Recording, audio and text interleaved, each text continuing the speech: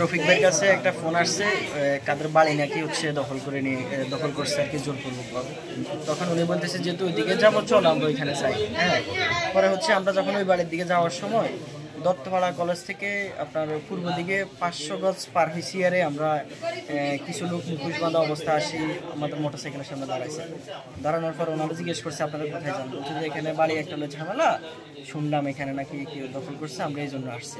তো এখানে যায়েন না, ওরা আগে দখল করে রাখছে, এখন এটা দখল করে নিছে, আপনারা এদিকে যায়েন না, আপনারা ফিরে যান, ভালো হবে। উনি বলতেছে আমরা দুই পক্ষের এটা কথা শুনলাম, আমরা কারো পক্ষে না, আমরা নিরপেক্ষ। এ কথা বলতে না বলতে বাস একটা নিয়ে আসি, এরো ফাতালি চারিদিক থেকে ওনারা মারা শুরু করছে।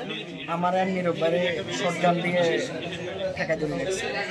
মারার পরে হচ্ছে আমাদের মোবাইল টোবাইল সবগুলো, আমার 2টা ফোন, আইফোন, টাকা পয়সা ছিল, 7,000 টাকা ছিল, সব নিয়ে গেছে। সবার ফোন টোন মানিব্যাগ সব নিয়ে গেছে। নেওয়ার পরে এরা গুলি করে দেয়, গুলি করে দেয়, রফিক বারে গুলি করে দেয়।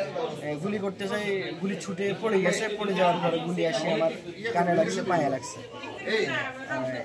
পরে আপনারা জানেন যে লক্ষ্মীপুরের দত্তপাড়া, সেখানে আমাদের 3 জন সাংবাদিককে বেধড়ক মারধর করছে, তাদেরকে অতর্কিত হামলা চালিয়ে আহত করেছে, রক্তাক্ত আহত করেছে। যারা এই হামলা করেছে আমরা তাদেরকে এই হামলার তীব্র নিন্দা প্রতিবাদ জানাই এবং অবিলম্বে তাদেরকে গ্রেপ্তার করার জন্য স্থানীয় প্রশাসনকে আলটিমেটাম দিচ্ছি। আগামী 24 ঘন্টার মধ্যে তাদেরকে গ্রেপ্তার করে আইনের আওতায় আনা যাবে। আমরা লক্ষ্মীপুর প্রেস ক্লাবের পক্ষ থেকে আমরা কঠোর কর্মসূচি দিতে বাধ্য হব। আমরা চাই যারা এই সন্ত্রাসী কর্মকাণ্ডে জড়িত